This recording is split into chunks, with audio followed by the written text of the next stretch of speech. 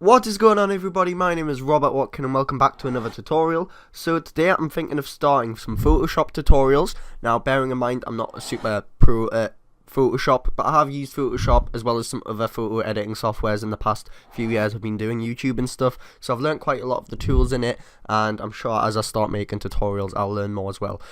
In this one, I want to just go over how to make a thumbnail, because I feel like this is quite a broad spectrum. Everyone, or at least most people who are going to be on YouTube looking for Photoshop tutorials will probably be looking for how to make a thumbnail at some point if you are making YouTube content. So I feel like this is quite a useful one, and yeah, we'll get straight into it. Now, starting off, when you are in Photoshop, if you're using a different version than me, it should still pretty much work the same. I'm using Photoshop CS6 version 13.0.1, little bit old, but yeah, most of the stuff on this, if you are using a newer version, most of the stuff I'm using should be on your version.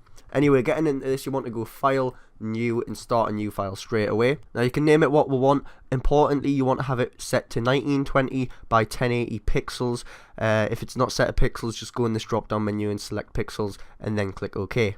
Now this is where we're going to be making the thumbnail. To start with, you want to go to the side here and just double click this lock and then click OK. This is just going to allow you to edit that layer that you've just unlocked, so you can do what we're going to do next, which is add a gradient. Just to clarify, the thumbnails I'm going to show for this video are essentially how I make my thumbnails for my channel. So if you've seen them, they all kind of go along the same style. They've got the same sort of feel to them, which is good because it kind of gives a good brand feel. You know that the videos are going to be mine if you see the thumbnail, and I feel like that's a really important thing to get across when you're making thumbnails. Now the first thing I'm going to get used to do is make a gradient in the background. Now to do that, if you go over to the color pickers here at the side, you'll see there is actually two options, and I want you to choose a color for both of them. So if you click on the first one here, you'll then get this little color picker.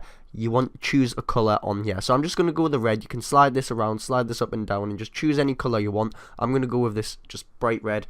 And then for the second color in the background, I think I'm going to try and get some sort of orangey color. So I'm just going to adjust it a bit, and we'll go with, let's say that's quite nice. So they're the two colors, and basically when you do a gradient, it's going to fade from that first color to this second color across whatever you select. It'll make more sense when I do it. So if you go over to the bucket on the side here, you want to look for the gradient tool. You may already have it on the side, so just look in case you do already have it, but if you don't have it, just hover over either the bucket tool or the 3D material drop tool by holding your mouse down, and then click on the gradient tool and you'll have that selected. Now if you drag across the screen from the start of the line to the end of the line is where the gradient is going to happen. So if I let go now, you can see that it goes from that red to that orange.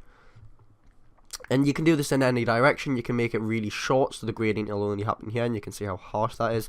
Or you could have it like a nice wide spread, like off the screen. I actually quite like it like this. So I'm going to just a little bit, yeah, maybe like that. I think that's where I'm going to keep it for this. And then I'm going to move on to the next step, which is essentially adding text, which is going to be what explains what the video is about, if that makes sense. What? So now I'm going to be adding text to the thumbnail, which is basically going to be to explain what the video is about, or give kind of a little teaser, you could say. So to do this, simply click on the text icon at the side here. Now I'm going to use the font I use on my channel. I use this font called Edo SZ. If you do want to get any fonts, you can literally just go on Google and type in fonts to download, and you will be able to download fonts from anywhere. That should work on Photoshop. I have actually got a tutorial on how to download fonts for Vegas Pro, which will also work for this, because in that tutorial I basically just downloaded the fonts to the computer and then they worked on Vegas Pro. So it means they would also work on this. So if you want to find out how to get fonts, you can also check that video out. Now starting off, clicking in a blank area, we're just going to click and we'll get this little icon, this little cursor, so you can see we're going to start typing. Now I'm just going to put how to create, and then I'm going to hit enter to start a new line. A thumbnail. The next thing we're going to do is scale up the text. Now we're not going to actually change the text size, because if you look up here where it says 96, if I was to type in something like 200, let's say, you can see that the text then overlaps on screen, which is not what we want. So we're going to just turn that back to 96, and what we're going to do instead is we're going to use the normal tool up here, just the cursor and move tool, and you want to hit Control and T on your keyboard, and then you can scale it up to how you want it. If you hold Shift while you hold the corner and drag, it'll just keep the aspect ratio the same, so you're not going to get any distortion. and then just move it into place where you want it. I often quite like having a little bit of tilt to it, so to tilt it you simply want to just click out here until you get this little icon with the kind of curved arrow, and then you can just add a little bit of rotation to it, and I think that looks quite nice. Now the text itself, I'm going to change the color of the text to white. So once again, just use the text tool, select all the text, go to the color at the top, and then you can change the color here. I'm going to go with white just because I feel like that'll blend quite well with the colors I've used at the moment. And the next thing I'm going to show is possibly one of my favorite tools in Photoshop, which I use more than anything, and that's the blending options. If you go over to your layers at the side here, right click on your text layer and click on blending options. You'll get this little suite of tools which allows you to just add basic effects and stuff, but it makes it feel a lot different and a lot nicer. So for example, if we go to stroke here and click on this, you can see it adds this black outline, and looking in the box here we've actually got a few settings, so we can increase how big the outline is. We can change the color of that outline, so if we go in here we can just choose like that, let's say. I am going to keep it at black just because I feel like that does look the best for this, and then we'll shrink the scale down a bit again. Now there is a few other options in here, and I'd recommend having a mess around with them just to see what you might like and see what works well. I often quite also like using the outer glow, so if you tick that, select it, you can then change a few settings on here. There is quite a lot compared to the stroke. I tend to just mess around with elements, so if you increase the size, it's going to increase how far out the glow goes. If you increase the spread, it's going to increase how kind of thick it is. So if you go to 100%, you can see there's no actual gradient, there's no fade, but if you go to like 50% ish, you can see it's quite harsh, but then you get the fade. Often I'd like to keep that quite low, maybe like 10% and under, and then the size, you can mess around with that a bit. And then also you can change the color of the actual glow itself by clicking on here. Maybe something like just a white will do, or you could even mess around with just some other random colors of red, which you can't really see that much. Yeah, I think we're just going to stick with a white color for now. I think that'll be the easiest. But yeah, out of these other tools, I'd probably recommend having a look at the drop shadow, inner glow, inner shadow, and gradient overlay. They're probably the ones I use the most. The rest of them I haven't really used that much, but if you want to have a look into them, then do so, because they're all super useful. If you then click OK, you can see that those blending options have saved. Now these will update if you were to edit the text, and I'll give an example of this. I'm just going to quickly rasterize the layer, which means I can edit it like an image. You don't have to rasterize it, but I just want to show how the blending options work quickly.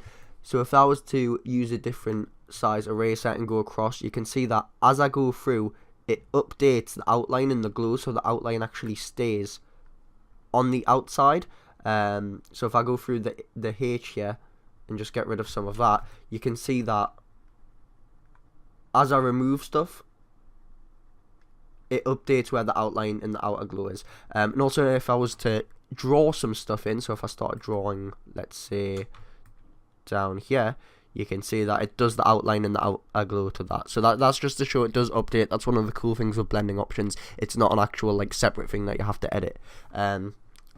So now I'm just going to remove that because this does not look like a good thumbnail at the moment. Okay, now we're back to this. And the final thing I'm going to want to add in is an image. Now you can see here I am on Google, and because this is a Photoshop tutorial, I feel like it's relevant to have a Photoshop logo.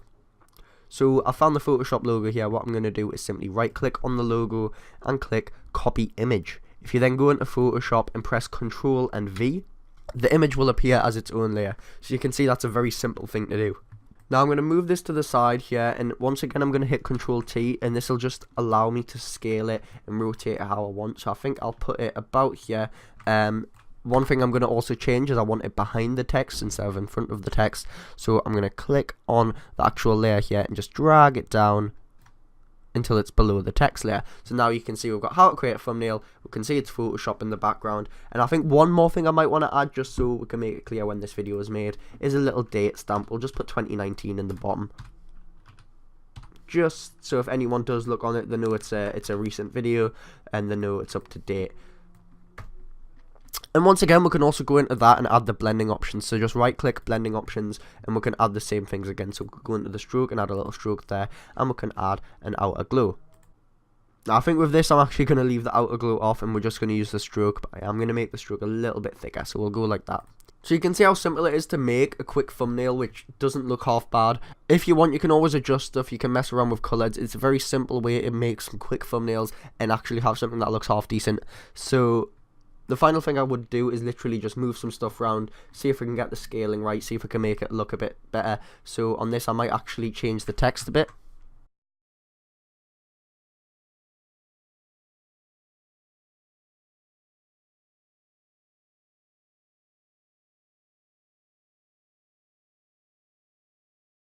So I'm thinking that's getting there now. I'm going to go back into the blending options of the first piece of text and I'm just going to adjust the stroke. Maybe make it a little bit smaller. And there we go. I think I'm pretty happy with that. And at the end of the day, guys, it is all down to personal preference. So some of you might look at this and think, that is a nasty thumbnail. Some of you may look at this and think, that is the best thumbnail you've ever seen. But when it comes to making it yourself, it is up to you. You can choose the colours, you can choose the font, you can choose the images. It's all up to you. But these are the basic tools and basic techniques I use to actually make the thumbnails I make for my videos. So I hope you found this video helpful. And if you would like to see more Photoshop tutorials, then just tell me in the comments below. But that is going to be it for this video, guys. So thanks for watching. I hope you did enjoy. If you did like and it did help, please consider liking and subscribing, and I'll see you in the next video of whatever I make, guys. Bye bye.